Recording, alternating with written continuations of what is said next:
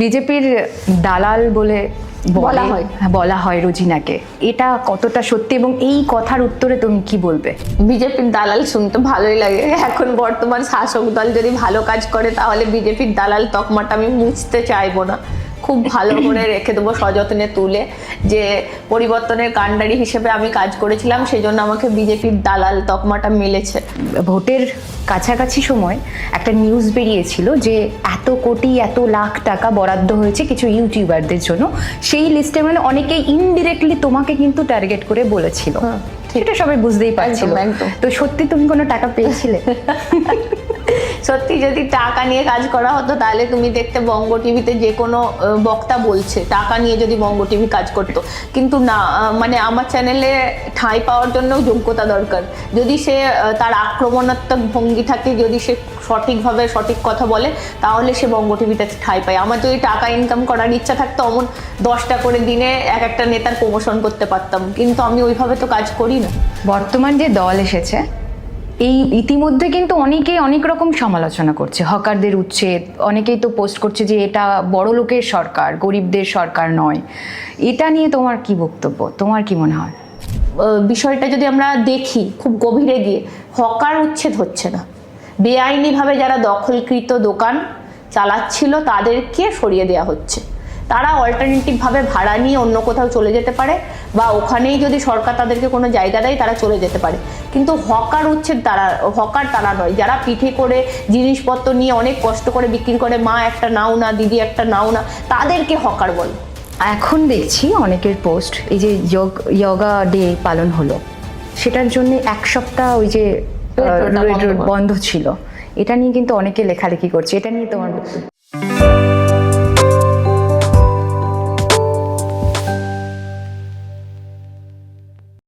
সত্য বলার মূল্য কিংবা প্রতিবাদ করার মূল্য সবসময় করতালিতে মেলে না, অনেক সময় মেলে অপমান, সমালোচনা, অপদস্থ হওয়ার অভিজ্ঞতা কিংবা হুমকি অথবা আইনি নোটিশ। তবুও কিছু মানুষ থেমে থাকে না, তবুও প্রতিবাদ করে যায়, সত্যি বলে যায়, রাস্তায় অপদস্থ হওয়ার পরেও, আইনি নোটিশ পাওয়ার পরেও। সে আছে আমাদের সাথে, এরকম একজন আছে আমাদের সাথে, রোজিনা। মানে বেসিক্যালি রোজিনা কিন্তু একজন মেয়ে, তা সত্ত্বেও সে রাস্তায় অপদস্থ হয়েছে, আইনি নোটিশ খেয়েছে, শাসক দলের হুমকিও পেয়েছে, তারপরেও থেমে থাকেনি রোজিনা। বিগত দিনের যে শাসক দল ছিল, সেই শাসক দলের সাথে রোজিনার প্রচুর লড়াই হয়েছে আইনিভাবে, কিন্তু রোজিনা থেমে থাকেনি। রোজিনা কিন্তু এই যে আজকের যে পরিবর্তনের একটা অনেক বড় ভূমিকা রেখেছে বলে সবাই স্বীকার করে। সেটা আগের শাসক দলও বলে যে রোজিনা এখনকার যে শাসক দল বিজেপির দালাল, একদম বিজেপির দালাল বলে রোজিনাকে মানে অভিহিত করে, আর এখনকার দলও তো সাপোর্ট করে রোজিনাকে। যাই হোক, রোজিনা দি আছে আমার সাথে। বলো, কেমন আছো? ভালো আছি, তুমি কেমন আছো? ভালো আছি। তোমার কাজ দেখছি খুব ভালো হচ্ছে। Thank you. তোমার মানে পরিবর্তন, তোমার প্রতিবাদ, তারপর এখন এই যে পরিবর্তন কেমন লাগছে বলো? পরিবর্তন খুব ভালো লাগছে। পরিবর্তনের বাংলা অনেক নিট অ্যান্ড ক্লিন সিটি যেটাকে বলে কলকাতাকে করার চেষ্টা করা হচ্ছে, খুব ভালো লাগছে। আমরা তো এরকমই একটা পরিবর্তন চেয়েছিলাম, যেটাতে আমরা বুঝতে পারলাম যে 2026-এ যখন বাজেট পেশ হলো, তাতেই আমরা বুঝতে পারলাম যে ডবল ইঞ্জিন সরকার, যেটা আমরা বারবার বলতাম এলে আমাদের অনেক উন্নতি হবে, সেটার কি গুরুত্ব ওই দিনে আমরা বুঝতে পেরেছি। আর তাছাড়া আমাদের মুখ্যমন্ত্রীকে যেভাবে দেখতে পাচ্ছি, মহিলাদের পাশে প্রত্যেকটা মহিলাকে সম্মান করা, এই যে তামান্নার মা কালকে গেলেন, আজকে 2জন অ্যারেস্ট হয়ে গেল, তো এর থেকে আর কি পরিবর্তন? ইনস্ট্যান্ট অ্যাকশন নিচ্ছেন মুখ্যমন্ত্রী। এরকমই তো মুখ্যমন্ত্রী আমরা চেয়েছিলাম, যেটা শুভেন্দু অধিকারী। মহিলা হয়েও মমতা বন্দ্যোপাধ্যায় মহিলাদের কথা বুঝতেন না, মহিলা হয়েও তিনি আরজি করের খুনিদের, দোষীদের আড়াল করার চেষ্টা করেছিলেন, কিন্তু শুভেন্দু অধিকারী তামান্না খুন থেকে শুরু করে আনিস খান, সবাই, মানে যেখানে মীনাক্ষী মুখার্জির মতন একজন নেত্রী, তিনি শুভেন্দু অধিকারীর কাছে যাচ্ছেন আনিস খানদেরকে নিয়ে, দীপঙ্করদেরকে নিয়ে, বা তামান্নার মাকে নিয়ে, তার মানে তো নিশ্চয়ই সবাই আশায় বুক বাঁধছে শুভেন্দু অধিকারীর উপর। তাহলে এই পরিবর্তন যেটা আমরা চেয়েছিলাম, সেটা এখনো পর্যন্ত আমাদের মনে হয় তার গতিপথ ঠিক আছে। রোজিনার কি কোনো পরিবর্তন হয়েছে? না না, আবার অনেকেই বলছে অর্থনৈতিকভাবে রোজিনা অনেক বড় লোক হয়ে গেছে বিজেপি জেতার পরে, কারণ রোজিনা নাকি বিজেপির কাছ থেকে ফান্ড পায়, বিজেপির টাকা পায়। এটা তো কতটা অনেক দিন সত্যি? থেকেই তো মানে সবাই বলার চেষ্টা করে, আমি একই রকম আছি, আমার ক্ষেত্রে কোনো রকম চেঞ্জ হয়নি। যেভাবে আমরা শ্যুট করতাম সেই একটা মোবাইল দিয়ে একটা মাইক্রোফোন দিয়ে আমি সেইভাবেই কাজ করছি, এখনো পর্যন্ত মাঠে আছি। আর কাজ তো দেখছি শেষ হচ্ছে না। আমি ভাবছিলাম যে পরিবর্তন হলে 2-3 দিন হয়তো কোথাও থেকে ঘুরে আসবো, কিন্তু সেরকম উপায় নেই। আমি দেখতে পাচ্ছি প্রত্যেক দিন খবর, মমতা বন্দ্যোপাধ্যায়ের সময় যা না খবর করতাম 2-3টে এপিসোডে হয়ে যেত, এখন 5-6টা করেও লাস্টে মনে হচ্ছে আরো করি। বিজেপির দালাল বলে বলা হয়। বলা হয় রোজিনাকে, এটা কতটা সত্যি এবং এই কথার উত্তরে তুমি কি বলবে? বিজেপির দালাল শুনতে ভালোই লাগে। এখন বর্তমান শাসক দল যদি ভালো কাজ করে তাহলে বিজেপির দালাল তকমাটা আমি মুছতে চাইবো না, খুব ভালো করে রেখে দেবো সযত্নে তুলে, যে পরিবর্তনের কাণ্ডারি হিসেবে আমি কাজ করেছিলাম, সেই জন্য আমাকে বিজেপির দালাল তকমাটা মিলেছে। আর দালাল কারা বলে? যারা রোজিনাকে চেনে তারা কখনো দালাল বলবে না। যারা রোজিনা, তারা জানে রোজিনাকে একবার যদি আমরা কন্টাক্টে পাই রোজিনা কীরকম হেল্প করে, আর যাদেরকে যাদেরকে পাশে থেকেছি, হেল্প করেছি, তারা সবাই বুঝে, তারা আর দালাল বলবে না। যারা আমার সঙ্গে মেশেনি, আমার সংস্পর্শে আসতে পারেনি, দূর থেকে আমাকে দেখে, জেলাস ফিল করে, হিংসা করে, তারাই আমাকে দালাল বলে। তাহলে রোজিনা মানে বিজেপির পক্ষেই কথা বলে, এটা তো সবাই জানে, এবং রোজিনা নিজেও পক্ষে নয়, আমি বিরোধীর হয়ে থাকতে চাই। মানে আমি তখনও বিরোধী দলের মুখপাত্র হিসেবে আমার চ্যানেলে কাজ করেছি। বিরোধী কথা বলার না, বিরোধী তার শক্তি কারোর থাকে না। যতজন তৃণমূল কংগ্রেসের পা চাটতো, চটি চাটতো, যারা একদম নোংরা আমি করে ইউটিউবটাকে ব্যবহার করতো, খবর পরিবেশন করতো, তারা আজকে কোথায় ঢুকে গেছে তাদেরকে খুঁজে পাওয়া যায়নি, কারণ তারা শাসকের পক্ষে থেকে কাজ করেছিল, সেই জন্য স্বাচ্ছন্দ্য অনুভব করে কুৎসাগুলো করতো। কিন্তু এখন আমরা, তখনও আমরা যেমন ভূমিকায় ছিলাম, এখনও আমরা তেমন ভূমিকায় আছি। এই শাসক যদি কিছু ভুল করে, অন্নপূর্ণা ভাণ্ডার থেকে শুরু করে যদি কিছু মানুষের অসুবিধা হচ্ছে, আমি সেটা নিয়েও যেমন কথা বলছি, সব ক্ষেত্রেই আমি কথা বলছি। সেদিনও রোজিনার যে ভূমিকা ছিল, আজকেও রোজিনার সেই ভূমিকা থাকবে। তবে একটা জিনিস সত্যি কথা বলতে, অনেক লড়াই লড়েছি সেই সময়। যেমন বিরোধী দলনেতা হিসেবে শুভেন্দু অধিকারী আমাদের পাশে ছিল, সে আমাদের সাথে ছিল, তিনি সবসময় সাপোর্ট করতেন। আমাদের উপর কোনো অত্যাচার অনাচার হলে তিনি মিডিয়ায় এসে বলতেন এরকমভাবে আক্রমণ করা হচ্ছে ওদেরকে, ওটা উনি পছন্দ করতেন না। তো এই মুখ্যমন্ত্রীকে আমরা চেয়েছিলাম, উনি যখন মুখ্যমন্ত্রী হলেন তখন আমরা একটু নিশ্চিন্ত হলাম। আর যাই হোক, কোনো অনৈতিক কাজকে উনি সমর্থন করবেন না। তো এই জায়গা থেকে খুবই ভালো। মানে আর সত্যি কথা বলতে, দালাল আর টাকা পয়সার ব্যাপারে যদি কেউ বলে থাকে, রোজিনাকে যদি কোনো বিজেপি নেতা 1 পয়সা হেল্প করে থাকে, সে এসে বলুক প্রকাশ্যে। যারা বলে তারা রোজিনার স্ট্রাগেলটা জানে না। আমাদের কষ্ট করে ইউটিউবে যদি কাজ করো ঠিক মন দিয়ে, যে কোনো বড় চাকরির থেকে, ইউএসএ গিয়ে চাকরির থেকে আমরা যে টাকাটা পাই সেটা যথেষ্ট আমাদের চলে যাওয়ার মতো। তাহলে ওই যে ভোটের কাছাকাছি সময় একটা নিউজ বেরিয়েছিল যে এত কোটি এত লাখ টাকা বরাদ্দ হয়েছে কিছু ইউটিউবারদের জন্য, সেই লিস্টে মানে অনেকেই ইনডিরেক্টলি তোমাকে কিন্তু টার্গেট করে বলেছিল, সেটা সবাই বুঝতেই পারছিল। তো সত্যি তুমি কোনো টাকা পেয়েছিলে? সত্যি যদি টাকা নিয়ে কাজ করা হতো তাহলে তুমি দেখতে বঙ্গ টিভিতে যে কোনো বক্তা বলছে টাকা নিয়ে যদি বঙ্গ টিভি কাজ করতো, কিন্তু না। মানে আমার চ্যানেলে ঠাঁই পাওয়ার জন্যও যোগ্যতা দরকার। যদি সে তার আক্রমণাত্মক ভঙ্গি থাকে, যদি সে সঠিকভাবে সঠিক কথা বলে, তাহলে সে বঙ্গ টিভিতে ঠাঁই পায়। আমার যদি টাকা ইনকাম করার ইচ্ছা থাকতো, অমন 10টা করে দিনে একটা নেতার প্রমোশন করতে পারতাম, কিন্তু আমি ওইভাবে তো কাজ করি না। আমার আর বিজেপির প্রমোশন নয়, আমি শাসক দলের বিরুদ্ধে কথা বলেছি, আর তার জন্য বেশিরভাগ ভিডিও বিজেপির ফরে হয়েছে, সেটা তো আমার কিছু ভূমিকা ছিল না। আর ভোটের সময় টাকা, আমি তো বলছি, সজল ঘোষ ছাড়া, 5,000 টাকার ইন্টারভিউ ছাড়া, এই 5,000 টাকা করে যে জে.এন. রায়ের অ্যাড দেয়, তাছাড়া আমার কাছে কোনো টাকা আসেনি। তাও সজলদাকে বললাম বিধায়ক হয়ে গেছে, এবার অন্তত ওটাকে 10 করো, বললো এখন আমি পারবো না, এইসব বলিস না।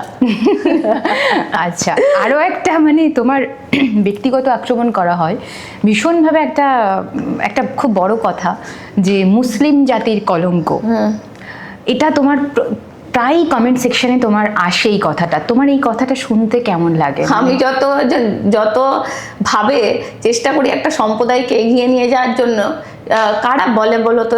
আমার মনে হয় তাদের পেটে যদি শিক্ষা দীক্ষা থাকে, অনেক সংখ্যালঘু সম্প্রদায়ের ছেলেরা, এমনকি আমার পুরো চ্যানেলেই যারা কাজ করে সবাই সংখ্যালঘু। তো মানে যারা রোজিনাকে চেনে বললাম তো, তাদেরকে রোজিনাকে নিয়ে কলঙ্ক তারা কোনোদিন বলবে না। রোজিনার জন্য অনেকজনের প্রাণ বেঁচেছে, অনেকজন তারা নতুন করে জীবন ফিরে পেয়েছে। তারা যদি ঠিকমতো খবর নেয় তারা বুঝতে পারবে। মাঝখানে এরকম একটা সিচুয়েশন হয়েছিল যে তোমাকে তো মুসলিম অনেক মানে আইডি থেকে তোমাকে আক্রমণ করা হয়। মাঝখানে একটা সময় বিভিন্ন বিজেপির একটা অনেকগুলো আইডি থেকে তোমাকে আক্রমণ করা হয়েছিল এবং তুমি সেটা নিয়ে পোস্টও করেছিলে।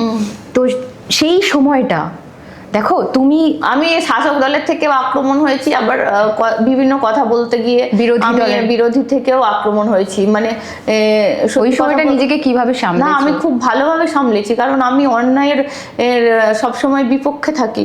কারণ মানে এই মুহূর্তে দাঁড়িয়ে অন্যায়ের বিপক্ষে আছি বলে সবাই আমার বিরুদ্ধে, যখন দেখি সবাই মানে বেশিরভাগ ক্ষেত্রে এদিকেও আমার বিরুদ্ধে ওদিকেও আমার বিরুদ্ধে, তার মানে তো ভাববো আমি ঠিক। সেজন্যই না হলে তো যদি আমি পক্ষেই কথা বলতে থাকি সবসময়, তাহলে তো একদল আমার সবসময় চাটুকার হিসেবে আমার পেছনেই থাকবে, রোজিনা রোজিনা করে যাবে। কিন্তু না, যখন যার গায়ে লাগে, যার কথা যাকে গিয়ে বলা উচিত, যে অন্যায়টা করে সেই অন্যায়টাকে অন্যায় বলা, রাজা তোর কাপড় কোথায় বলা, এই কথাগুলো বললেই আমার উপর সবাই তেড়ে আসে। তো সেটাকে আমি নর্মালিই নিই, কোনোভাবেই অন্যভাবে নিই না। কটা আইনি নোটিশ পেয়েছো? 10টার মতো হবে। 10টা? হ্যাঁ, কুণাল তোমাকে কোর্টে যেতে 4টে। কুণাল ঘোষ শাসক দলের মুখপাত্র, এখন বড় বড় কথা বলছেন উনি। কুণাল ঘোষের সাথে তোমার মানে এত ফিকশন কেন? মানে আমার কিছু ফিকশন নেই, কারণ কেন, উনি আমাকে প্রথম নোটিশটা উনি দিয়েছে, একটা গ্রাম থেকে এসে মেয়ে কষ্ট করে কাজ করছে। যে ধরো আমি তোমার চ্যানেলে কথা বলছি, কারোর যদি কোনো খারাপ কথা লাগে তাহলে সে আমাকে নোটিশ করবে। আমি বলছি, আমার দায়িত্ব নিয়ে বলছি, যে কথাগুলো বলছি, সে তোমাকে কেন নোটিশ করবে? উনি যে বক্তা বলেছিল তাকে না নোটিশ করে আমাকে নোটিশ করেছিল। আমি অবাক হয়েছিলাম। আমি নারকেলডাঙ্গা থানা থেকে আমাকে যখন ফোন করা হয়েছিল, প্রথম নোটিশ, একদম প্রথম পুলিশি ফেস করার ব্যাপার ছিল, তো আমি একটু তো ঘাবড়েই ছিলাম। যে আমি যার বক্তব্য নিয়ে কেস হয়েছিল, আমি তাকে জিজ্ঞাসা করেছিলাম তোমাকে কোনো দিয়েছে? বললো না। আমি তো অবাক হয়ে গেছিলাম, ওনার আমার উপর এত রাগ কেন? তারপর পুলিশের ওয়াইফরা শুভেন্দু অধিকারীর বিরুদ্ধে যখন একটা প্রেস করছিল, আমি গিয়ে অরিজিনাল প্রশ্নটাই করেছিলাম। আমি বলেছিলাম, অনুব্রত মণ্ডল যখন পুলিশের ওয়াইফকে মা তুলে গালাগাল করলো, তখন আপনারা কোথায় ছিলেন? আজকে আপনারা প্রেস করতে এসছেন। তো এই প্রশ্নটা করাতেই উনি আমার মিমিক্রি পর্যন্ত করেছে, আমাকে কোনো কিছুতে উনি ছাড়েননি। ইঞ্চিতে ইঞ্চিতে মানে সবসময় আক্রমণের কেন্দ্রবিন্দু রোজিনা ছিল। কারণ কেন, রোজিনা সংখ্যালঘু পরিবারের একটা মেয়ে, তার কথাটা যতটা সমাজে যাচ্ছে বা যতটা মানুষকে আকর্ষণ করছে, ততটা উনি ভাবছিলেন না, অল্টারনেটিভ কাউকে সৃষ্টি করতে পারছিলেন না। সমস্ত যারা লুচ্ছা ইউটিউবার তৃণমূল কংগ্রেসের ছিল, আমি সরি মাই ল্যাঙ্গুয়েজ, কিন্তু ওই লুচ্ছা ইউটিউবারগুলোকে আমার পেছনে লাগিয়ে দেওয়া হয়েছিল। তারাও কিছু করতে পারেনি, কারণ আমি সৎ ছিলাম, সৎ আছি, সৎ থাকবো। রোজিনার এই যে সাহসী একটা সত্তা, এটা প্রথম থেকেই ছিল নাকি ধীরে ধীরে তৈরি হয়েছে? না, আমি প্রথম থেকে এরকম, ওই জন্য মানে যা বলার তোমার সামনেই বলবো, যা যদি তোমাকে যেরকম মনে হয় আমি সেরকমই তোমার সামনেই স্ট্রেট কাট। আমি প্রথম থেকে এরকমই, সবাই আমাকে চেনে, যারা আমাকে জানে তারা জানে রোজিনা এইরকমই, এমনই ছিলাম আমি প্রথম থেকে। কোনো অন্যায় আমি সহ্য করতে পারতাম না। পলিটিক্স তো দেখো, সর্বত্র পলিটিক্স হয়। আমরা যখন জন্মাই, আমাদের ঘর মানে বাড়ির মধ্যে থেকে সবাই বলে না আমি বাবা রাজনীতি করব না, আরে বাড়ি থেকেই রাজনীতি শুরু হয়ে যায়। যখন 2-3টে বাচ্চা হয়, মায়েরাও একজনকে বেশি একজনকে কম, সেও কি করে মায়ের বেশি ভালোবাসা পাবে, বাবার বেশি ভালোবাসা পাবে, সেই বাড়ি থেকেই রাজনীতি শুরু হয়ে যায়, তারপর তো সমাজ। একদম। তোমার এত মানে খারাপ সময় গেছে, অপদস্থ হয়েছে বিভিন্নভাবে বিভিন্ন সময়, সবচেয়ে খারাপ অভিজ্ঞতা কবে হয়েছিল? সব থেকে খারাপ অভিজ্ঞতা আমাকে যখন হাইকোর্টে মারধর করা হয়েছিল, মানে আমাকে ফেলে আমার ক্যামেরা পার্সনকে আমার মোবাইল ছিনিয়ে নেওয়া, মানে ওইটা আমার তিক্ত অভিজ্ঞতা। ওই অভিজ্ঞতায় আমি মানে কান্নাকাটি করে ফেলেছিলাম। তখন সবাই আমাকে ফোন করে বলেছিল, তুই যদি এইভাবে কাঁদিস তার মানে সবাই ভাববে তুই তো ভেঙে পড়েছিস, আর তুই কেন কান্নাকাটি করলি। কিন্তু আমি নিজেকে রাখতে পারিনি। আমি ওইভাবে মানে যে কষ্টের মুহূর্তগুলো আমি ফেস করেছি ওইখানে আমার খুবই মানে মানে একদম খোলা আকাশের নিচে এটা হয়েছিল? হাইকোর্টের লনে হয়েছিল, হাইকোর্টে। কেন হুট করে এটা হলো? ওরা ভাবছিল, তৃণমূল কংগ্রেসের একটা আইনজীবী জমায়েত হয়েছিল ওখানে, ওরা ভাবছিল আমরা ওদের ভিডিও করছি, সেই হিসেবে আমাদের ফোন কেড়ে আমার ক্যামেরা পার্সনের উপর 3-4 জন মেয়ে লাফিয়ে তাকে মারধর শুরু করে। তখন তাকে আটকাতে গিয়ে আমার সঙ্গে হয়। আচ্ছা। তারপর আমি হেয়ার স্ট্রিট থানায় কমপ্লেনও করেছিলাম, হাইকোর্টের দ্বারস্থ হয়েছিল। ওই ইনসিডেন্টটা আমাকে খুব কষ্ট দিয়েছিল, যেখানে শারীরিক মানসিকভাবে আমি 3-4 দিন ট্রমাটাইজ হয়ে গেছিলাম, যেভাবে আমার উপর অত্যাচার হয়েছিল। আইনজীবীরা যারা আইনের রক্ষক, মানে আইনের ওই কালো কোট পরে আমার উপর ওরা আঘাত হেনেছিল। গণতন্ত্রের 4র্থ স্তম্ভ, তারাও যেমন আমিও তেমন, কিন্তু তারা সেটা মানেনি। রোজিনা যে মেয়ে হয়ে আজকে একটা ছেলে সাংবাদিকদের সাথে একেবারে তালে তাল মিলিয়ে কাজ করে, এটার জন্য কখনো কিছু মনে হয়েছে যে আমাকে মানে রোখা হচ্ছে, আমাকে আটকানো হচ্ছে? কারণ তুমি একটা পোস্ট করেছিলে যে সংখ্যালঘু ছেলেরা মেয়েদের উন্নতি দেখতে পারে না, এটা তুমি পোস্ট লিখেছিলে। এটা কেন লিখেছিলে এবং কি মনে করে লিখেছো? আমি সত্যি কথা বলতে, দেখবে আমি যদি কোনো কিছু কমেন্ট করি, কোনো কিছু পোস্ট করি, সেটা আমার মনে যেটা হয় আমি সেটাই করি। আমি একটা জিনিস বলতে চাই, আমার বঙ্গ টিভি আলাদা আর আমি ব্যক্তিগত রোজিনা আলাদা। আমি যখন কাজ করি, আমি যখন বুম হাতে নিই তখন আমি সাংবাদিকের দায়িত্বেই থাকি। আর তাছাড়া আমার পার্সোনাল লাইফ বলে একটা লাইফ আছে, সেটা আমি ব্যক্তিগত প্রোফাইল ব্যবহার করি। সেখানে যখন আমি কিছু করি, তখনই দেখি আমাকে কমেন্টে ধেয়ে আসছে একাধিক, আর সব সংখ্যালঘু। আমি তো মাঝে মাঝে ভাবি যে কিছুজন না সংখ্যালঘু বিদ্বেষী হয়ে যায়, অনেকজন। তারা কেন হয়?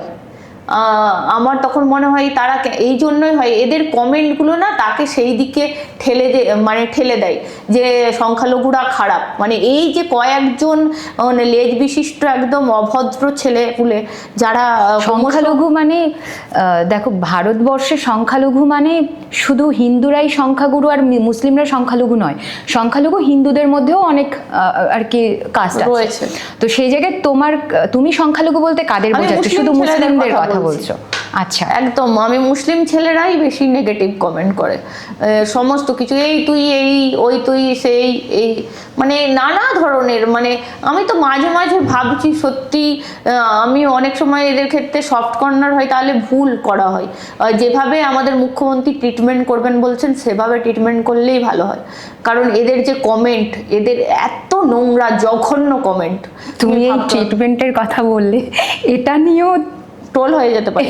এটা নিয়েও কিন্তু তোমাকে প্রস্তুত থাকতে হবে যে এটা তুমি বলেছো যে ট্রিটমেন্ট মানে সংখ্যালঘুদের, মুসলিমদেরকে একটু না, মুসলিম যারা অভদ্র, যারা লেজ বিশিষ্ট অভদ্র ছেলে, যারা মহিলাদেরকে সম্মান করে না, তাদের ক্ষেত্রে যেমন ট্রিটমেন্ট করা উচিত তেমন ট্রিটমেন্ট করুক আমাদের মুখ্যমন্ত্রী। তা কমেন্টে এসে শুধু আমার ক্ষেত্রে নয়, আমাদের অনেক কন্টেন্ট ক্রিয়েটার আছে, তাদের ক্ষেত্রেও গিয়ে কমেন্ট করে। এদের বিরুদ্ধে সাইবার ক্রাইম ব্যবস্থা নেক। মুসলিম ছেলেদের পক্ষ থেকে সবচাইতে খারাপ লাগার কোন কমেন্ট কিংবা কোনো মেসেজ? সংখ্যালঘুদের মানে নানা রকম কমেন্ট, মানে সে কথাগুলো মুখে আনা যাবে না। এরকম তোমাকে মেসেজ করে পার্সোনালি নাকি? না, ওইখানে কমেন্টে গিয়েই নোংরা কমেন্ট করে, মানে নোংরা মানে অভদ্র, মানে একদম।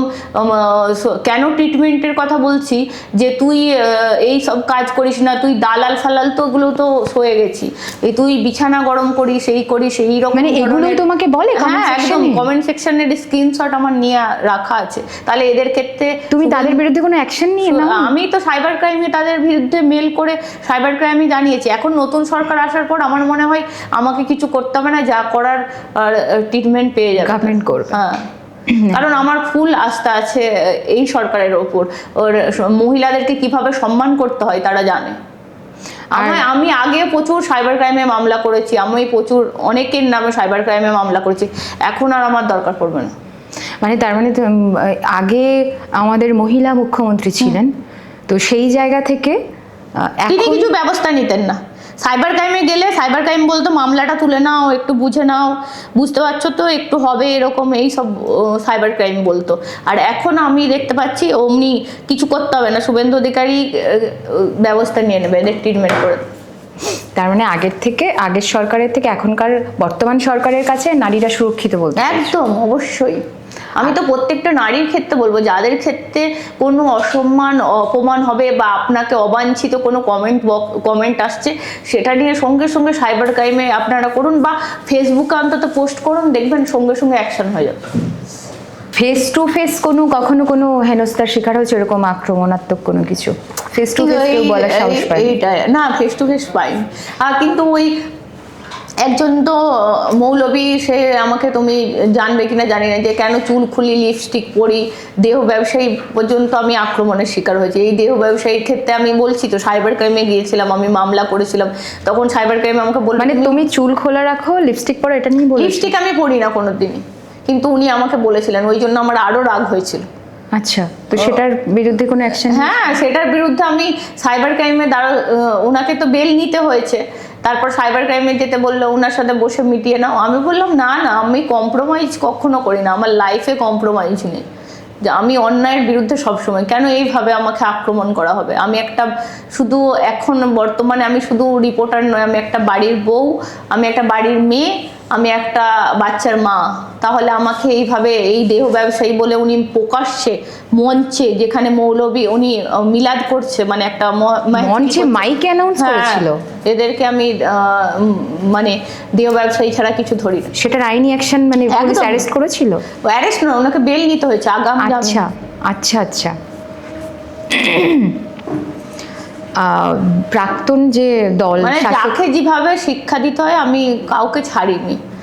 ওই সরকার থেকেও তার বিরুদ্ধে অ্যাকশন যেভাবে নিতে হয় নিয়েছি, কারণ মহিলাদের অসম্মান আমি মানব না, সেটা যাই হয়ে যাক। শাসক দল থেকে আগে যে শাসক দল ছিল, সেখান থেকে হুমকি পেয়েছো কখনো? না, হুমকি দেখো, আমার হাজবেন্ডকে ডাকা হয়েছে, থানায় জেরা করা হয়েছে। আমার হাজবেন্ড আমার সঙ্গে যুক্তই নয় আমার চ্যানেলের সাথে। কিসের জন্য ডাকা হয়েছিল? হ্যাঁ, নোটিশ দিয়েছিল, আমার খবরের জন্য তাকে নোটিশ করেছিল, তাকে থানায় ডেকে 3-4 ঘন্টা করে জেরা করা হয়েছে। এর থেকে আর কি ফেস করতে হবে? আমার জন্য, আমার পরিবারে, তুমি আজকে এই ভিডিও করছো, তোমাকে যদি তোমার পরিবারের কাউকে ডাকে, তাহলে তো আমাকে না ডেকে আমার পরিবারের লোককে নোটিশ দিচ্ছে, তাহলে আর কেমন লাগবে? একদম একদম। তবে তাদের সাজা তারা পেয়ে গেছে, ভোটে হেরে একদম ঘরে চলে গেছে। রোজিনা প্রত্যন্ত গ্রামের একটি মেয়ে, আজকে এই জায়গাতে, প্রচুর লড়াইয়ের পর এরকম একটা জায়গাতে, এবং রোজিনা প্রচুর সাহসী আর প্রাউড ফিল করে যে আমি এটা ঠিক করছি। গ্রামের লোকের কি প্রতিক্রিয়া? গ্রামের লোক খুব পছন্দ করে। প্রথমে দেখো, কাজের ক্ষেত্রে শুরুটা তো মানুষ সাকসেস হতে পারে না, তারপর যখন আস্তে আস্তে আমাকে তখন বলতো, তুই কি করছিস, একভাবে বিজেপির হয়ে কাজ করে যাচ্ছিস, এই করে যাচ্ছিস, সেই করে যাচ্ছিস, সেইভাবে বলতো।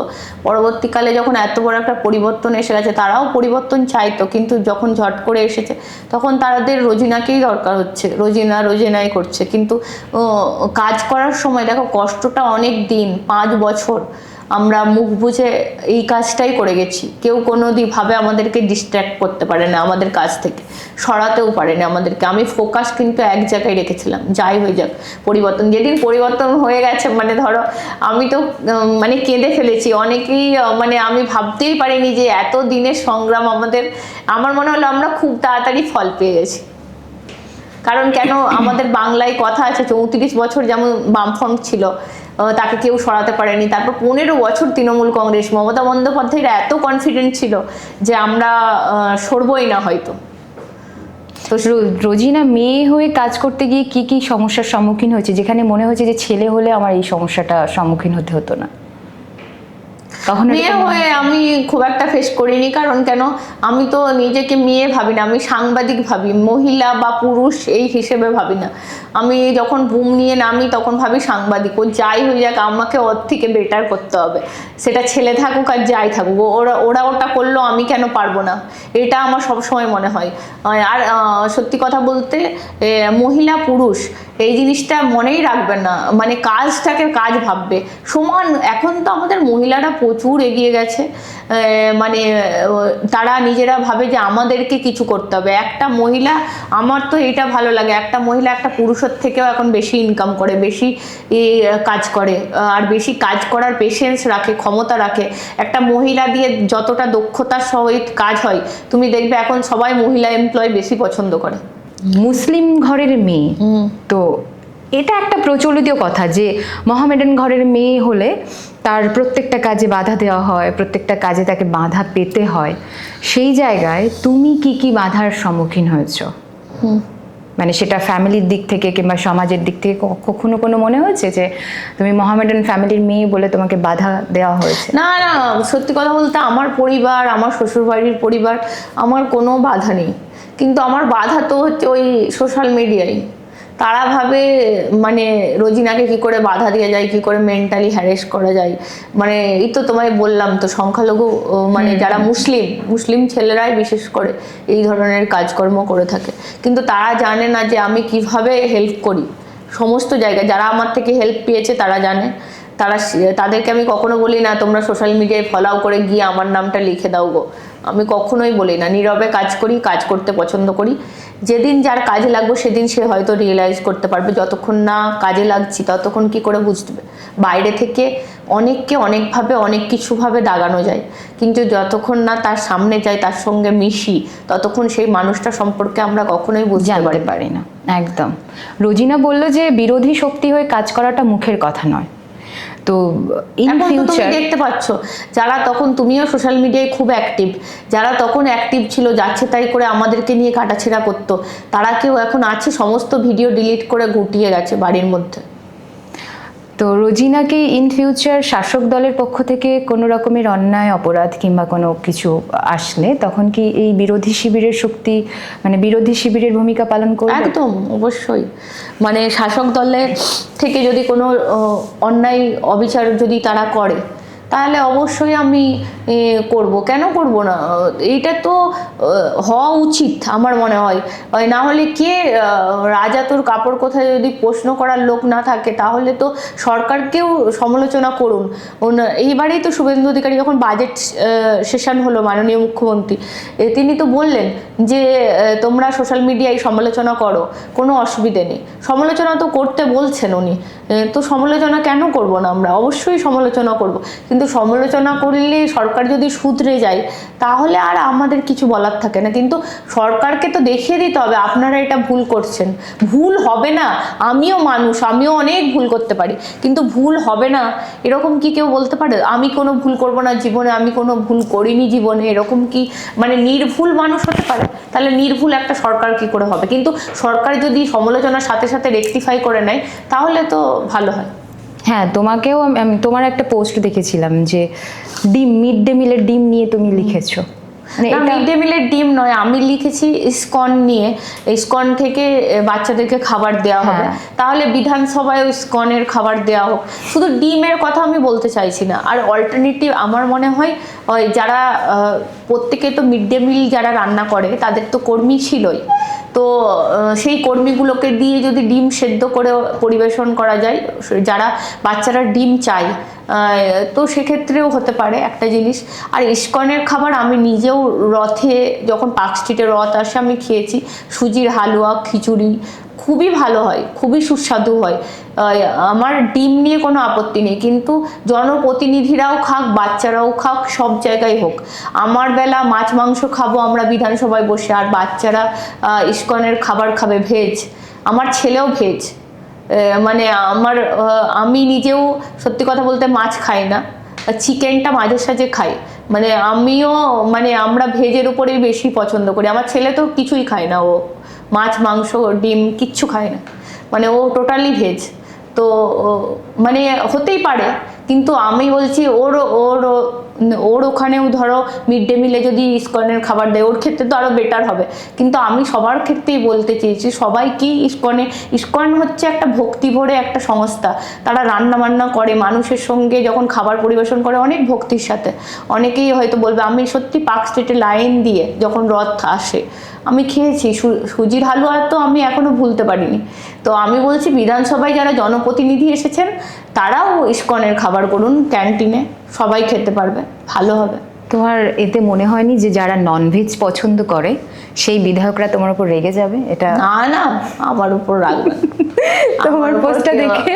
আমার পোস্ট দেখে কেউ রাখবে না, সবাই জানে রোজিনা ঠিকই বলেছে, সত্যি ভালো হয় বলে আমি বলেছি। দেখো কলকাতার স্কুলের এর মিড ডে মিলগুলো ইসকনের খাবার যাবে, আর শুধু ইসকন থেকে যদি ওইটুকু বিধানসভায় যায় কি ক্ষতি আছে?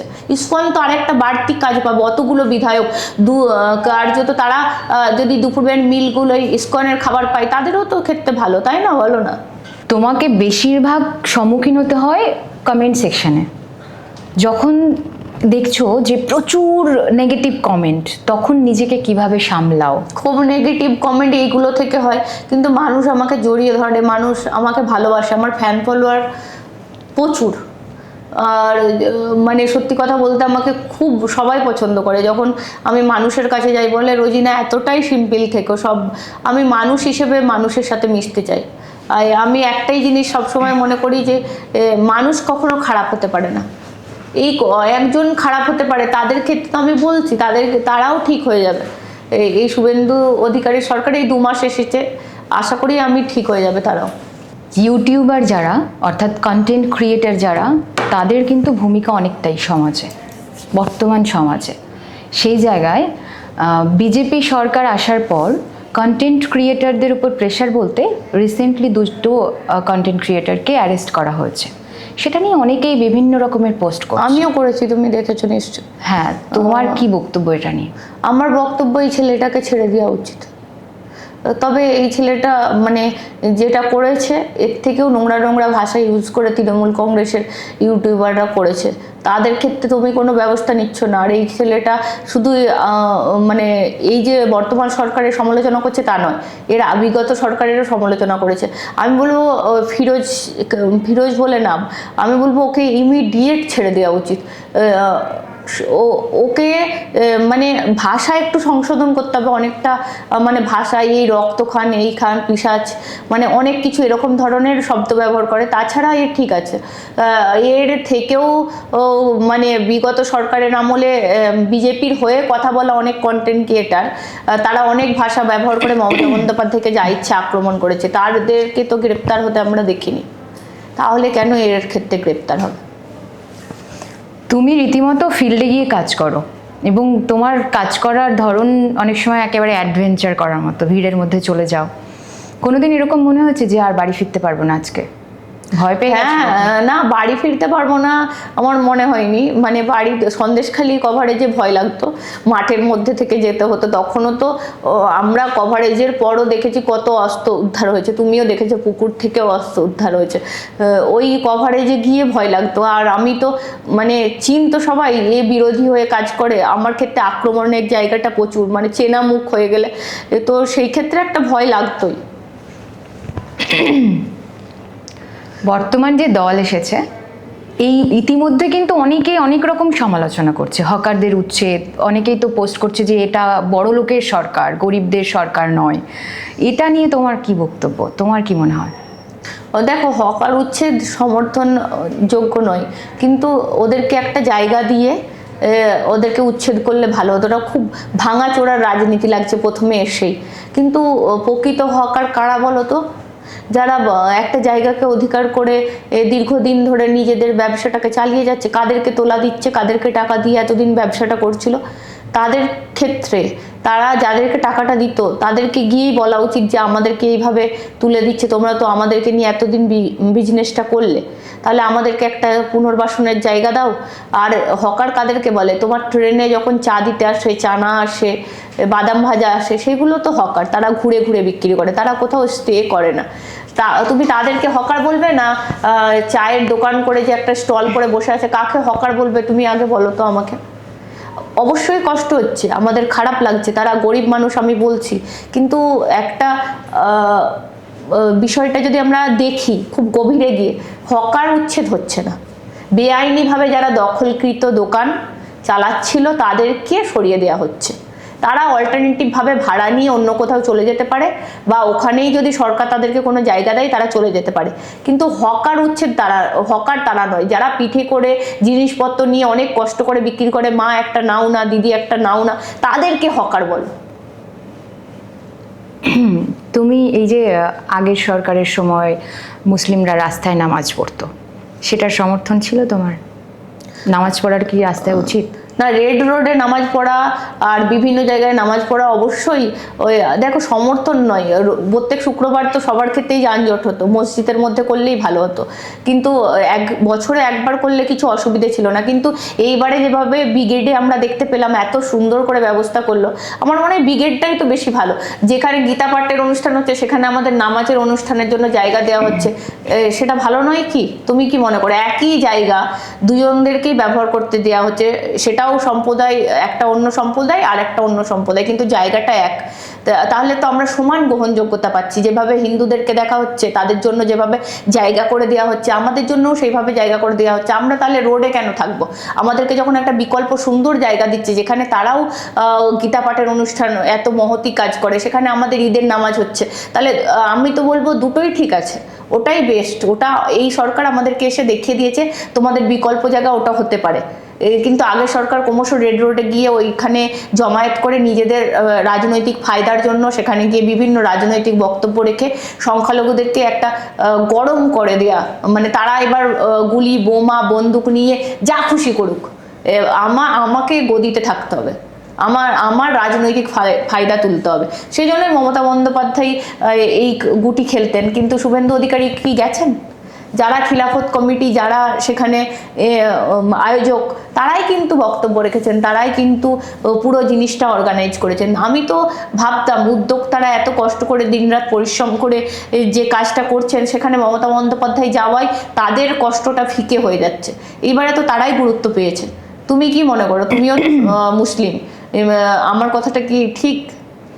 কিন্তু এখন দেখছি অনেকের পোস্ট, এই যে যোগা ডে পালন হলো, সেটার জন্য এক সপ্তাহ ওই যে রেড রোড বন্ধ ছিল, এটা নিয়ে কিন্তু অনেকে লেখালেখি করছে। এটা নিয়ে তোমার বক্তব্য? এটা নিয়ে তো প্রচুর কন্টেন্টও হয়েছে।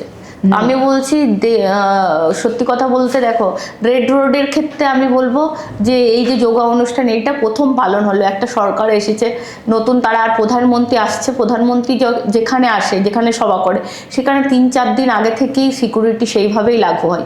তো এরা 7 দিন বন্ধ রেখেছে। আমি দেখো ওইটার জন্য এইটার জন্য আমি ভাববো না, কিন্তু আমাদের দেশের প্রধানমন্ত্রী যখন একটা যোগা ডেতে বাংলায় সেলিব্রেট করছে, পশ্চিমবঙ্গে সেলিব্রেট করছে, আমার কাছে সেটাই তো বড়। আমার কাছে ওয়েস্ট বেঙ্গলে প্রধানমন্ত্রী সেলিব্রেট করছে, প্রধানমন্ত্রী আসছে যোগা ডে আমাদের সাথে কাটাবে, আমাদের রাজ্যকে বেছে নিয়েছে, এর থেকে আর বড় কি হতে পারে? তার জন্য যদি 7 দিন আমাদেরকে কষ্ট করতে হবে।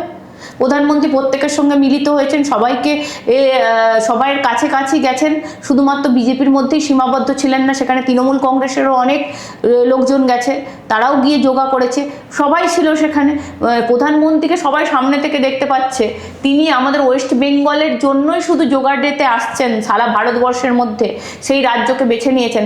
তার সেফটি সিকিউরিটির জন্য এই 7 দিন ধরে যদি রেড রোড আটকে থাকে, সেটাকে আমি সমর্থনযোগ্য মনে করি। আর রেড রোডে একদিন নামাজ পড়তে দিল না, আমি তো বলছি ব্রিগেডে দিয়েছে তো, যেখানে ব্রিগেডে গীতা পাঠের এত বড় কোনো অনুষ্ঠান হয়, তোমরাও মেলা লাগাও, তোমরাও অনুষ্ঠান করো, তোমরা কেন করছো না কেন নিজে থেকে? তোমরাও সুন্দর করে সেটাকে সেলিব্রেট করো, তোমাদেরকে তো কেউ বাধা দেয়নি। ব্রিগেডটাকে যদি আমরা বলো তো, যেভাবে গীতা পাঠের অনুষ্ঠান 3-4 দিন ধরে মানে একটা মহতি অনুষ্ঠান করে একদম বিশাল করে ওনারা করেন, তাহলে আমরাও যদি আমাদের ঈদের অনুষ্ঠানটা আগের দিন রাত থেকে মেলা টেলা করে মানে একটা সুন্দরভাবে অর্গানাইজ করে করি, তাহলে আমরা কেন করব না? সরকার তো আমাদেরকে বলছে তোমরা করো, তাহলে আমরা নিজেরা করতে পারছি না, শুধু একটা রোডকে আঁকড়ে ধরে আমাদের ধর্মের সঙ্গে একটা সেন্টিমেন্ট লাগিয়ে বসে থাকবো জেদ ধরে, সেটা তো হতে পারে না।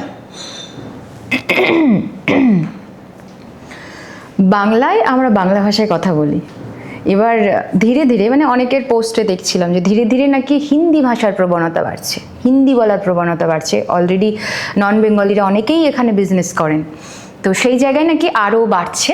আরও বাড়তে চলেছে। তোমার কি মনে হচ্ছে যে এটা সঠিক? আমার তো মনে হচ্ছে না। আমরা যেমন বাংলা ভাষায় কথা বলতাম বা আমাদের বাঙালিদেরকে যেখানে গ্রহণযোগ্যতা দেওয়া হতো, তো বাঙালি সব রয়েছে না, আমার মনে হয়নি একদম। একদম মানে যিনি আমাদের মুখ্যমন্ত্রী, তিনি অধিকারী পরিবারের, একদম বাংলার সঙ্গে তার যোগ কার্যত স্পষ্ট। সেখান থেকে বাঙালি হারিয়ে যাবে, বাংলার অস্মিতা হারিয়ে যাবে, আমি মনেই করি না। আরেকটা বিষয়, তুমি এত সমালোচনার কথা বলছিলে, আমি আগে খুব ইরিটেট হতাম, খুব মাথা গরম করতাম। আমি তোমায় একটা সম্প্রতি আমার সঙ্গে স্বরাষ্ট্রমন্ত্রীর দেখা হয়েছিল, কথা হয়েছিল, অমিত শাহর সাথে কথা হয়েছিল। ওনাকে যখন বললাম আপনাকে এত আক্রমণ করলো, আক্রমণের কেন্দ্রবিন্দু অমিত শাহ। তারপর বাংলা জয়ের ক্ষেত্রে কিন্তু আপনি যেভাবে আক্রমণের শিকার হয়েছেন আর কেউ হননি।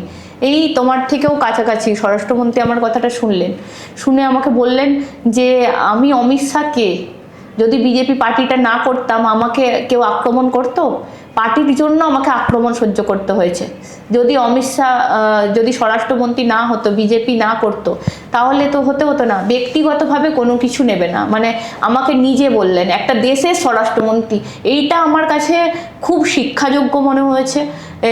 সত্যি কথা বলতে আমি ওনার থেকে এটা শিখেছি, এত কুল মাইন্ডের হতে পারে, আমরা এত রেড়ে করি, এত উত্তেজিত, এত কিছু, কিন্তু আমি সত্যি দিল্লির মানে যারা এই মুহূর্তে সরকার চালাচ্ছে, ভারতবর্ষে সরকার চালাচ্ছে, তাদেরকে খুব কাছ থেকে পেয়েছি, খুব কাছ থেকে কথা বলেছি। তারা যেভাবে কুল মাইন্ড হয়ে সরকারটা চালাচ্ছে, মানে আমরা এখানে এত কিছু ভাবছি, ভেঙে গেল, হয়ে গেল, করে নিল, কিন্তু তারা এত শান্ত, এত কুল। আমি এইটা শিক্ষা পেয়েছি, জানি না নিজেকে কতটা কুল রাখতে পারবো, তবে স্বরাষ্ট্রমন্ত্রীর থেকে এই উপদেশ আমার সারা জীবন কাজে লাগবে। তুমি যে বললে যে বিজেপি সরকার সংখ্যালঘুদের জন্যও কাজ করছে, কিন্তু বিজেপি সরকার জেতার পরই বিরোধী পক্ষ থেকে প্রশ্ন আসছে যে সাম্প্রদায়িক বিজেপি সরকার, এবং সাম্প্রদায়িকতার নিদর্শন হিসেবে প্রথমেই গরু কুরবানি নিয়ে একটা নিষেধাজ্ঞা এসেছিল। তো এটা নিয়ে তুমি একটা মুসলিম ঘরের মেয়ে হিসেবে তোমার কি মনে হচ্ছে? আমি একটা জিনিস বলবো, মানে গরুকে তারা মা হিসেবে মানে, যদি সেইটাকে যদি তারা মানে না দেখতে চায় প্রকাশ্যে, অনেকের ক্ষেত্রে অনেক জায়গায় কুরবানি কিন্তু হয়েছে, সেক্ষেত্রে তারা ছাগলটাই বেশি করে প্রায়োরিটি দিয়েছে। আমার তো মনে হয় সংখ্যালঘু সম্প্রদায় খুব ধৈর্য দেখিয়েছে, কারণ কেন, তারা এবারে গরু কুরবানি বয়কটই করে দিয়েছিল, সেজন্য অনেক মানে সংখ্যাগুরু পরিবার, হিন্দু পরিবারদের অনেক কান্না, চোখের জল আমি বিভিন্ন সোশ্যাল মিডিয়ায় দেখছিলাম। তারা বলছিল তাহলে আমরা কি করে খাবো, তাদেরকেই বেশি ফেস করতে হয়েছে আমার মনে হয় এই বিষয়টার জন্য। আর যদি একটা কাজ যদি কোনো অপর ধর্মকে আঘাত করে, তাহলে সেটা আমরা অ্যাভয়েড করে যাই ভালো। কোনো কিছু আমার মনে হয় একটা ধর্মের আঘাত লাগে বা আমার ধর্মেও সংখ্যালঘুদের আঘাত লাগে এমন কোনো কাজ সংখ্যাগুরুদের করা উচিত নয়, হিন্দুদের করা উচিত নয়, মুসলিমদের কোনো আঘাত লাগে, বা মুসলিমদের করা উচিত নয় হিন্দুদের কোনো আঘাত লাগে, আমার মনে হয়। মানে দেখো, ধর্মটা সব থেকে বড় ধর্ম আমার কাছে, আমার নিজের মনে হয় মানবিকতা, বা মানব ধর্ম হচ্ছে শ্রেষ্ঠ ধর্ম। সেই ধর্মের পিছনে যদি আমরা সবাই বেশি করে ভাবি, বেশি করে সময় দিই, তাহলে ভালো হবে, অনেক ভালো। আর নিজেদের আর যে ধর্ম আমরা আধ্যাত্মিকভাবে ব্যবহার করি, সেটা নিজের মধ্যে রাখলেই ভালো হয়। কিন্তু তুমি যে বললে যে সাংবাদিকতা আর ব্যক্তিত্ব আলাদা, ব্যক্তিগতভাবে তোমার কি মনে হয় এবারের কুরবানি ঈদ, মুসলিমদের মতামত অনুযায়ী এবারের কুরবানির ঈদটা ভীষণ দুঃখজনক হয়েছে এবং শোক পালন টাইপের হয়েছে, কারোর মুখে হাসি ছিল না, কারোর আনন্দ ছিল না, মানে ঈদ মনেই হয়নি। এটা একটা ভীষণভাবে প্রভাব ফেলেছে কিন্তু মুসলিম সম্প্রদায়ের মধ্যে। বেশি ক্ষেত্রে এটা মানে মনে হচ্ছে আমি একটা জিনিস বুঝতে পারলাম না, যে গরুকে নিয়ে এসে কুরবানি দিয়ে দিলেই কি সবাই খুশি হয়ে যেত? তাহলে কিসের অভাব ছিল আজ এইবারে? আসলে একটা নতুন সরকার এসেছে, সেই সরকারের কি নীতি হবে, সেই সরকার কি নীতি নির্ধারণ করবে। যেভাবে মমতা বন্দ্যোপাধ্যায় একটা সম্প্রদায়, সংখ্যালঘু সম্প্রদায়দেরকে আতঙ্কিত করে রেখেছিল, সেই সংখ্যালঘু সম্প্রদায়ের ভয় হয়ে গেছিলো, ভীতি হয়ে গেছিলো যে এই সরকার এই 1-2 দিনের মধ্যে এসে কি করবে, আমাদের উপর কি নির্যাতন করবে। তো সেই জন্য এই পরিস্থিতির শিকার হয়েছি আমরা। কিন্তু মানে হাসি ছিল না, তারা নিজেরাই ভাবছিল যে এরা কি করবে। আর যারা কনফিডেন্ট ছিল এই সরকারের উপর, আমার মনে হয় তারা একদমই তারা ভয় পায়নি, ভীতি, মানে তাদের মধ্যে আনন্দ তো আনন্দই ছিল। আমি তো কলকাতায় সেলিব্রেট করেছি। অ্যাকচুয়ালি এটা আমাদের দুঃখেরই ঈদ। আমাদের যদি সেই ঈদ, যে ঈদ আমরা নতুন জামা কাপড় পরি, সমস্ত কিছু করি, সেই ঈদের ক্ষেত্রে যদি আমার মনে হয় সেই ঈদটা হচ্ছে আসল ঈদ। আর এটা আমাদের একটা দুঃখের ঈদ, এটা আমরা দুঃখের মধ্যে থেকেই কাটাই। তো সেটার মধ্যে আবার আনন্দ খোঁজার চেষ্টা আমি তো করিনি, আর সেই জন্য আমার কিছু মনে হয়নি। আর একটা জিনিস হচ্ছে ত্যাগ তিতিক্ষা, মনের মধ্যে আমাদের একটা পশু আছে, তাকে না কুরবানি দিয়ে গরু কুরবানির পিছনে কেন আমরা ছুটি, আমার মানে মাথায় ঢোকে না। মনের মধ্যে আমাদের একটা পশু আছে, সেই হিংসা, লোভ, এইগুলোকে যদি আমরা ত্যাগ করতে পারি, এই পশুর যদি কুরবানি দিতে পারি, তার থেকে মহৎ কুরবানি আর হতে পারে না। কিন্তু মুসলিম সম্প্রদায়ের বক্তব্য অনুযায়ী সরকার নীতি নিয়ম নির্ধারণ করবে, ঠিক আছে, সেটা সরকারের ব্যাপার। মুর্শিদাবাদ জুড়ে কুরবানি হয়েছে, মালদা জুড়ে কুরবানি হয়েছে, যারা যেখানে বিধায়ক ছিল সেখানে সেফটি সিকিউরিটি মেনটেন করে সবাই করেছে। আমি তোমাকে অনেক জেলা বলে দিতে পারি। কিন্তু মুসলিম সম্প্রদায়ের বক্তব্য হচ্ছে ধর্মকেন্দ্রিক কেন হবে, মানে ঈদকে নিয়ে কিংবা মসজিদকে নিয়ে যখনই বিজেপি সরকার কোনো নিয়ম নীতি নির্ধারণ করতে যায় তখনই কিন্তু এই কথাটা আসে। এবং এটা বাংলায় তো এখন ভীষণভাবে বিভিন্ন লোকের বিভিন্ন কমেন্টে পড়ে যায়। সংখ্যালঘুদের এরা ভয় পাচ্ছে এই সরকারের সাথে, যদি নিজেরা মিশে যায়, নিজেরা সম্পৃক্ত হয়ে যায়, তখন আর ভয় পাবে না এই সরকারকে। যতদিন এই সরকারের থেকে ডিস্ট্যান্স ক্রিয়েট করার চেষ্টা করছে, আর কিছু কিছু সোশ্যাল মিডিয়ায় চ্যানেল আছে যারা এরকম ধরনের ডিস্ট্যান্স তৈরি করার চেষ্টা করছে, সংখ্যালঘুদের থেকে এই সরকারকে অনেক দূরে করে দিতে চাইছে, তাদের ন্যারেটিভ তারা সেই মতোই কাজ করছে, তাহলে কিন্তু এরকমই হবে। আর আমার মনে হয় সংখ্যালঘু অনেক নেতা আছে যারা প্রকৃত শিক্ষিত, তারা যখন এগিয়ে আসবে এই সমাজ আরও উন্নতি হবে। আর এই সমাজে এই সরকারের আমলে আমাদের সম্প্রদায় অনেক এগিয়ে যাবে আমার মনে হয়। তুমি যেটা বললে যে সংখ্যালঘুদেরও উচিত নয় সংখ্যাগুরুদের নিয়ে, মানে ধর্ম নিয়ে কারোরই কোনো ধর্ম নিয়ে আঘাত করা উচিত নয়, কিন্তু একটা ভীষণভাবে কোনো একটা ধর্মকেন্দ্রিক কোনো একটা নিয়ম নীতি আসলে কিংবা সেখানে কেউ একটা কমেন্ট করলে অনেক সময় সংখ্যালঘু মানে মুসলিমরাও যেরকম কমেন্ট করে, হিন্দু অনেক আইডি আছে যেগুলো থেকে ইসলাম ধর্মের নামে অনেক বাজে কটূক্তি করা হয়। সেটা নিয়ে রোজিনা কি বলবে? মানে আমি বলবো তো এই ধর্মগুলো ছেড়ে দিয়ে নিজেরা যদি ধর্ম নিজের মধ্যে রাখুন না, বাড়িতে রাখুন না, নিজের জায়গায় রাখুন না, আপনি যাতে বিশ্বাস করেন সেই মতো রাখুন না। কেন আমি ধর্মটাকে বাজারে টেনে আনবো বলো তো? ধর্ম কি এত সহজলভ্য জিনিস? মনের মধ্যে করুন, বাড়িতে করুন, নিজের মনে রাখুন। সোশ্যাল মিডিয়ায় কি দরকার আছে বলো তো নিজেকে প্রমাণ করা? সব থেকে বড় মুসলিম আমি, সব থেকে বড় হিন্দু আমি, দরকার নেই তো। তুমি তোমার বাড়িতে থাকো না ভাই। তুমি যদি মন থেকে ডাকতে হয় তোমার নিজের থেকে ডাকো না। আমি কি আমার আল্লাহ পাককে শ্রদ্ধা করি না? আমি যা করার আমার নিজের মধ্যে করি, তুমি তোমার মধ্যে করো। কি দরকার আছে সোশ্যাল মিডিয়ায় টেনে আনার? এত ধর্মটা কি এত সহজ? তাকে নিয়ে সোশ্যাল মিডিয়ায় এইসব কুৎসা করার জন্য আমার তোমার কমেন্টের উপর নির্ভর করবে আমাদের ধর্ম টিকে থাকার, ভেঙে যাওয়ার?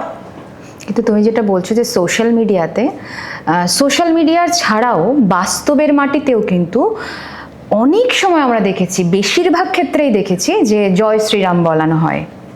আমরা কিন্তু খুব কমই দেখেছি যে আল্লাহু আকবার বলেনি বলে মেরে ফেলা হয়েছে, বিশেষ করে আমাদের ভারতবর্ষে জয় শ্রীরাম বলানো হয়। এবং প্রত্যেকবারই দেখা গেছে সেটা বিজেপি ঘেঁষা কোনো দল, কোনো নাম করা কোনো একটা মানে হিন্দুত্বের দল, হিন্দুত্ববাদী আর কি।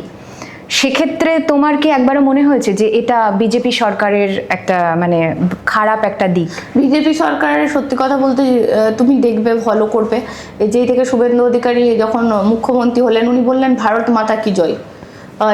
কিছু জায়গায় শ্রমিক ভট্টাচার্য বললেন এখানে জয় শ্রীরাম কেন বলছো?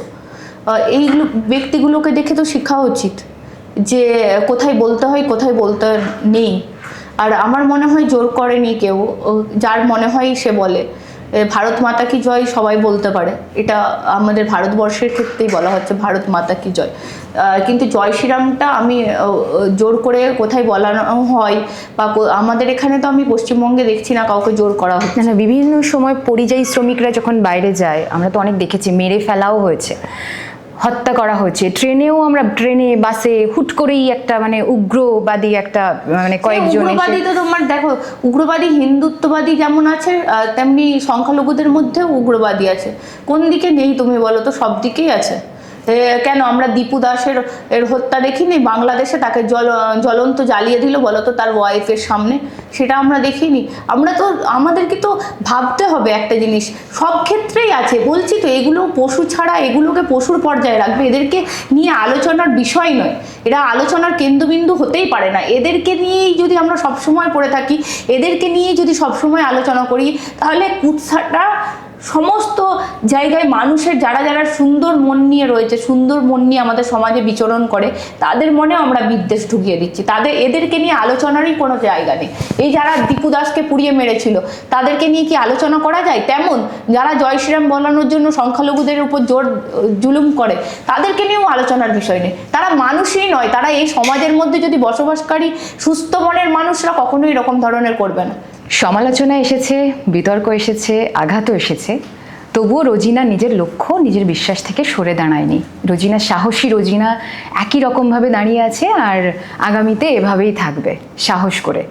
রোজিনাদের জন্য অনেক অনেক শুভকামনা, ভালোবাসা। এভাবেই এগিয়ে যাও তুমি, তোমার এই প্রতিবাদী সত্তা একদম অক্ষুণ্ণ থাকুক, ভালো থাকো। আর আমার এখানে আসার জন্য অনেক অনেক ধন্যবাদ তোমাকে। একদম থ্যাংক ইউ, তোমাকে অসংখ্য ধন্যবাদ। তুমি আগামী দিনে অনেক এগিয়ে যাও।